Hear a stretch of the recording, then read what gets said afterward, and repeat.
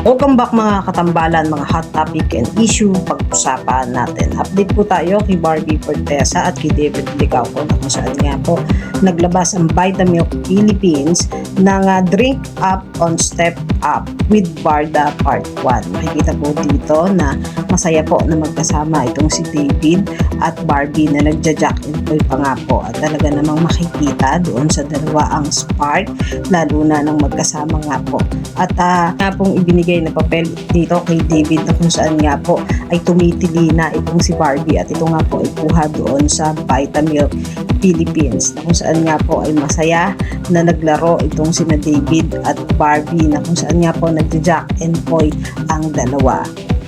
Kanina nga po ay magkasama naman muli itong sina Barbie at David. Kasama din nila si Alden na pumunta nga po sa McDonald's at ito nga po ay ang World Egg Day at McDo kung saan makikita yung masayang event na nangyari nga po sa McDo na talaga namang kinakilagan sina Barbie at David nang makitang muli na magkasama ang dalawa.